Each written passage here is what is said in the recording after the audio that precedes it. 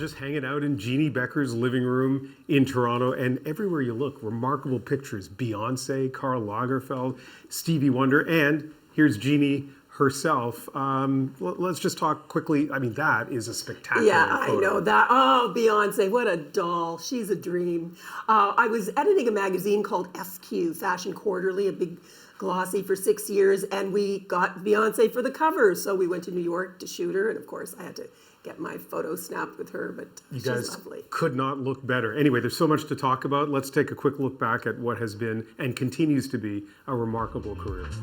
Welcome to the New Music. I'm J.D. Roberts. And I'm Jeanne Beker. Jeanne Beker has been a television trailblazer since the early 80s, co-hosting the groundbreaking city TV show The New Music, going behind the scenes of the industry, and doing the same with fashion television, eventually broadcast around the world. She's written books, is a newspaper columnist, a fashion designer, and host of a weekly show on Canada's shopping channel. A few months ago, she was forced to take on a different challenge after being diagnosed with breast cancer. I asked her how she's feeling just a few weeks after her surgery. I'm doing really good. I'm doing so good. I'm doing great because last week I got a fabulous call from my surgeon telling me that I'm all clear. Wow. I'm just so grateful that we're living at this time where there have been so many incredible inroads made to not only treating breast cancer, but curing it. So much more to talk about in terms of what's happened since your diagnosis, but I want to go even further back in your remarkable career. And for me, my first kind of image of you was when you were doing reports or interviews that ended up on Much Music. In New York, groups like the Ramones wanted to get back to the roots of rock and roll. And it sounds like it was just a fabulously off-kilter place to work in the early 80s. What was it like for you? It was a total dream. It was a magic carpet ride. We were just making it up as we went along. We had the opportunity to blaze so many trails.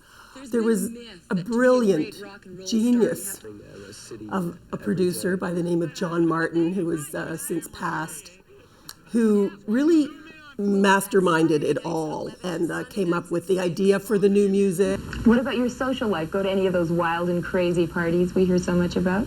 I've done all that. And we got to play it out. JD and I were lucky enough to be chosen as the faces of this show. J.D. Roberts, now John Roberts, who I interviewed not long ago. Yes, that's right. He has a whole different life that he lives now with Fox News, but we'll put that aside for now. He certainly does. Okay, let's fast forward now slightly to fashion television, which a lot of people watching will associate you with that. And again, groundbreaking, right? There was really nothing on television like it.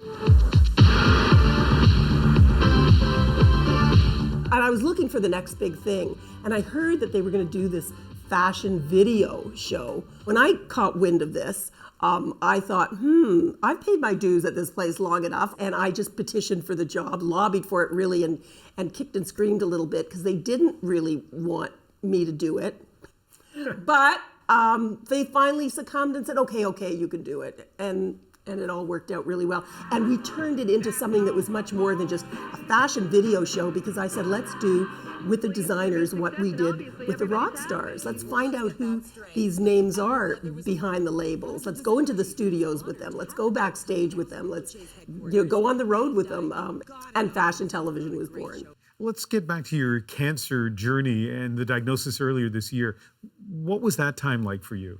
There's so much fear surrounding just that word cancer. I mean, that's hopefully what I would love to do, and eradicate some of that fear.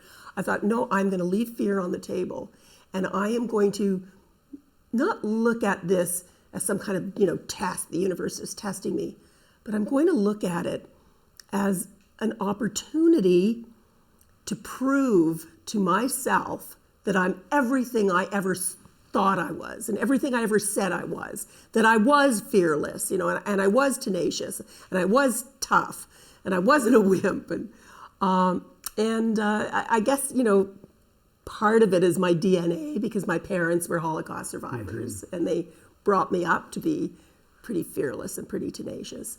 But with that mindset, it's what enabled me to keep going and get through and come as far as I've come. And it's been incredible. It's been, I can't believe I'm even saying this, but there have been great moments of joy on this journey. It has been rife with silver linings. It has made me a bigger, better, braver, stronger, wiser person. There's no question. Did you wonder if you should be revealing this part of your life? I've always believed that the most precious gift that we can give to one another are our own personal stories. What I have gotten back in return, absolutely precious. The love, the support. I feel like I've got a huge team of cheerleaders out there.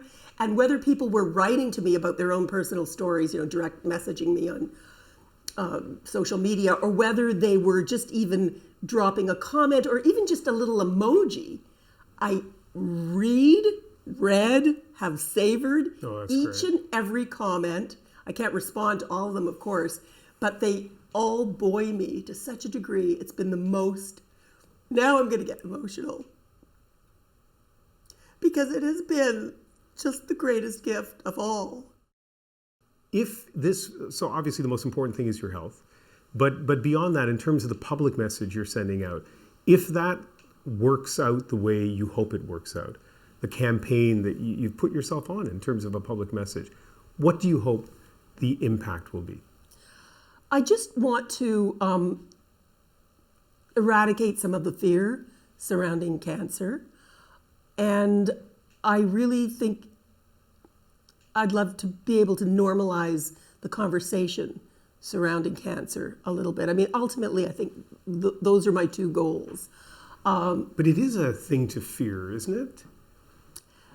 I don't know. It depends, what kind of person you are and what your, definition of fear. Mm-hmm. I mean, fear to the point that you're, paralyzed, that you can't really function properly because you're so, in a dark place. I mean, I think that's a bad kind of fear. Mm-hmm. I mean, I'm not trying to be flippant about this, believe me. And I also am very, very conscious of a lot of people whose journeys are not going so well. Mm-hmm. And I've had myself during this past summer when I was going through chemotherapy, I lost a very dear friend who just discovered she had cancer like all of a sudden, and 7 weeks later, she was dead. So, that was something really scary for me to live with too, because, oh wow, this could be metastasizing. I decided to have my chemotherapy first and then surgery. So I was living with this cancer in my body all summer long, mm-hmm. and thinking every little, pain and twinge I was feeling, like, oh no, it's spread to this, it's spread to that. You just don't know what's going on. But, thank God it all worked out. And I do realize there are some people who are, having a really, really tough time, and my heart goes out to them. But we are living at a time when breast cancer, if diagnosed early, is not only treatable, it's curable. So I just want people to be vigilant and people to not take anything for granted, and people to not fear going for their mammograms, because it's not a very pleasant experience sometimes. Mm-hmm. But I think that's the most important thing too, to just raise awareness about breast cancer, that we've come so far, and just to be able to celebrate this time in history when so many discoveries are being made fast and furious. Obviously, we need the funding to keep on going, but it's just an incredible time filled with all kinds of blessings, and that's the lens that I choose to see the world through. Well, from much music to fashion television to this journey now, remarkable is the word that keeps coming to mind, and it's been really nice to chat with you about it. Thank you. Oh, it's been so great, Ian. Thank you.